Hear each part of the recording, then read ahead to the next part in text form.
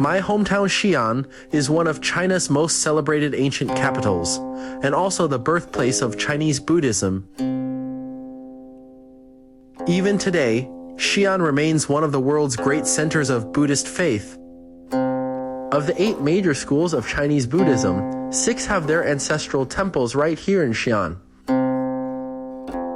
Among them, Da'ci'en Temple, home of the Yaghu school and famous for its giant wild goose pagoda.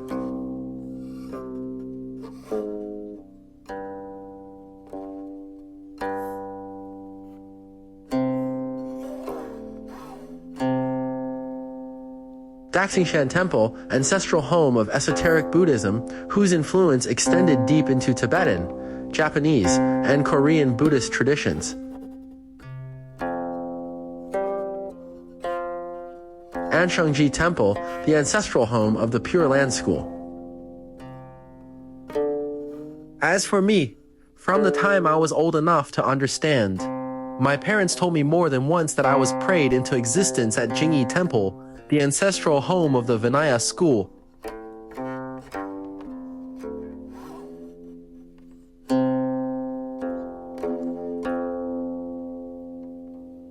I was prayed into existence. That thought stayed with me.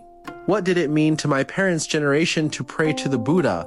And what does it mean to Chinese people today? What role do traditional faiths like Buddhism and Taoism actually play in the lives of people in contemporary China? That question is what set this project in motion. I call it Faith in the City, a journey through some of the most visited temples in Xi'an, a metropolis of nearly 15 million people.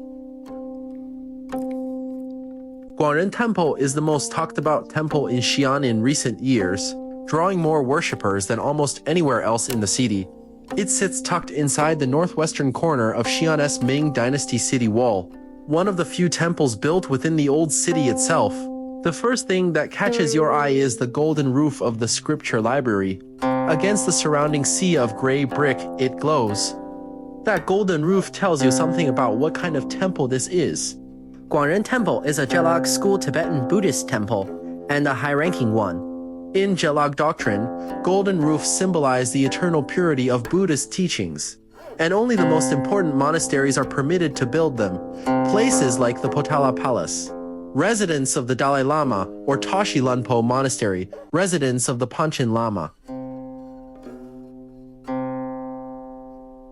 The reason Guangren Temple earned its golden roof, it was built with the personal funds of the Kangxi Emperor. The temple was completed in 1705. By then, Kangxi had led 3 military campaigns and driven back the Zhongar leader Galdan's invasion of Khalkha Mongolia. With the northwest finally stabilized, the emperor turned to a different kind of statecraft, using Buddhism as a bond to bring the Mongol, Han, and Tibetan peoples closer together. In other words, from the very beginning, Guangren Temple was not built purely for faith. Underneath the surface, faith was merely the shell. The true nature of this place was political. Even the name above the gate was written in Kangxi's own hand. Guangren, spreading benevolence. A quiet signal of the central government's authority and goodwill toward the Mongol and Tibetan borderlands. That legacy is still visible today. At the temple gate, in front of the white stupa that marks it as Tibetan Buddhist, Han Chinese visitors sometimes come dressed in Tibetan clothing to dance traditional Tibetan dances. On the spirit wall behind the gate, a symbolic mural, the Mongol taming the tiger is inscribed in 3 languages, Mongolian, Chinese, and Tibetan. The role Buddhism played in holding a multi-ethnic empire together has never quite faded. As an imperially commissioned temple, it contains something you won't find in most. The Imperial Stele Pavilion, the first structure you encounter after passing through the gate. Inside stands the stele personally inscribed by the Kangxi Emperor for Guangren Temple. 现在映入我们眼帘的呢是曾经的碑亭里面的一个碑头，在基建时偶然所发现，而现在已经被保票密封起来。The stone was damaged at some point. The head and body separated, and the original cap now stands outside the pavilion. The acrylic casing around it is there to protect against weathering. But today, the space inside has become something like a piggy bank.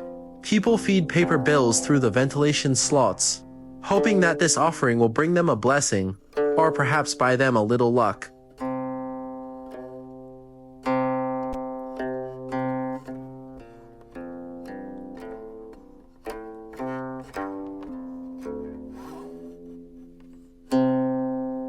Behind the pavilion is the release pond, the practice of releasing living creatures, fish destined for slaughter.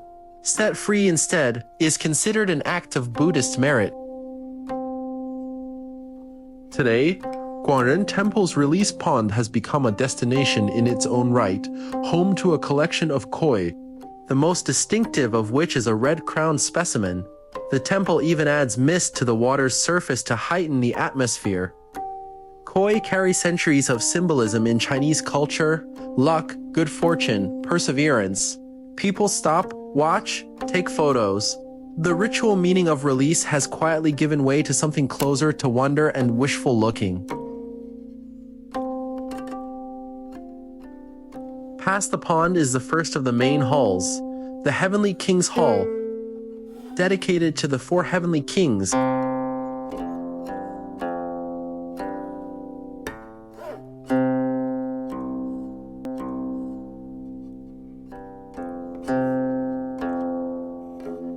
And the thousand-armed Guangren.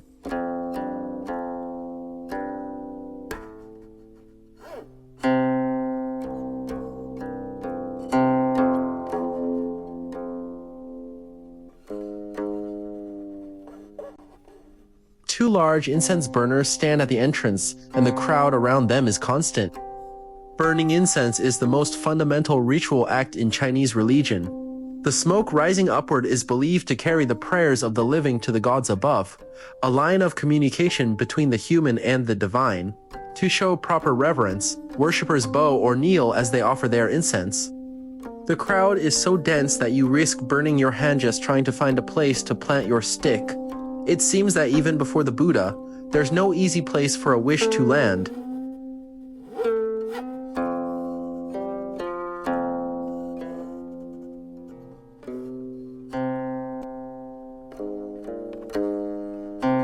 Beyond incense, Tibetan Buddhism offers another important form of devotion, the butter lamp. Banks of them burn behind the Heavenly King's Hall. A lamp that never goes out is believed to represent wisdom and light, and to bring peace and happiness.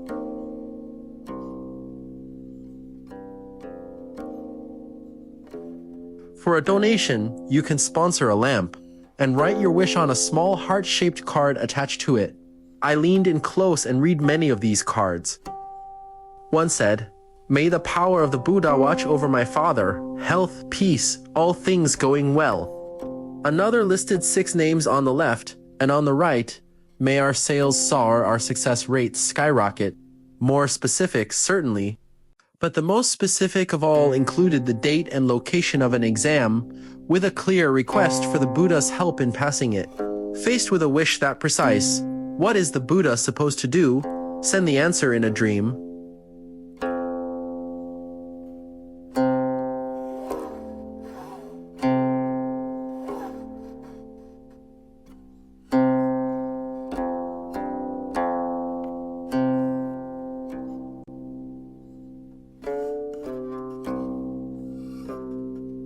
Around the main halls, there is yet another form of devotion, the prayer wheel.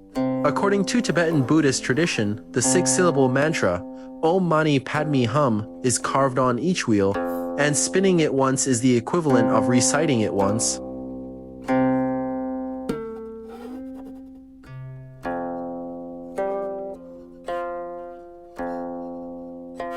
Tibetan Buddhism has long found ways to accumulate merit without reading. The prayer wheel is one. The prayer flags hanging throughout Guangren Temple are another. Like the wheels, they carry sutras inscribed on their surfaces. Every time the wind blows, those sutras are said to be read and spread. These practices lowered the threshold of devotion. They gave ordinary people who couldn't read the scriptures a way to participate. Faith spread not only through halls and monasteries, but through the air itself. Sutras and mantras matter so deeply in Buddhism that almost every temple has a scripture library, and Guangren Temples is crowned with that golden roof. It sits at the far end of the temple complex, the last building in the last courtyard.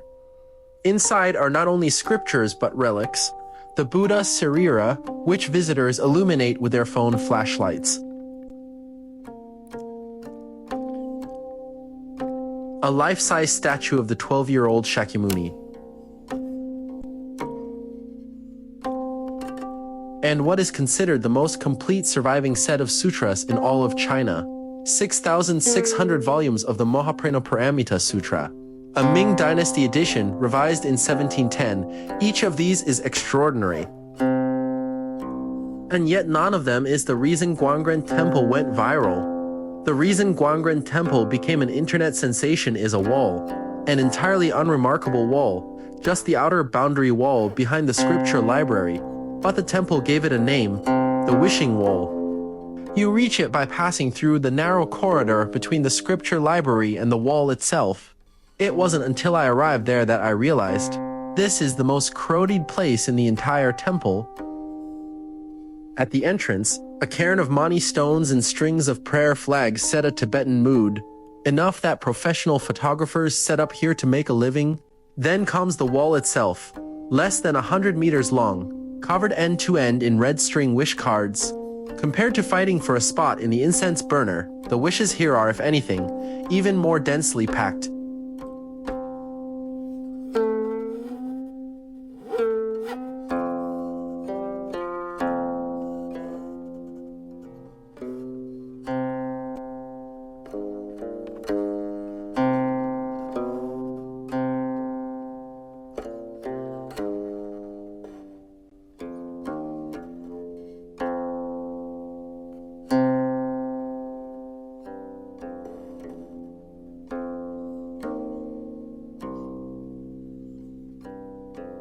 Above the wall, a line is inscribed, "What you seek is what you wish.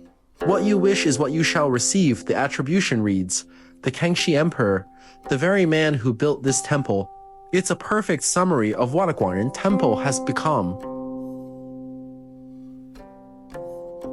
This is a temple of wishes.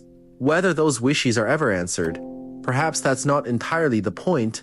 What matters is that in this moment, whether through quiet reflection, burning incense, lighting a lamp, spinning a wheel, or hanging a card, people are doing something rare, facing themselves honestly and naming what they truly want.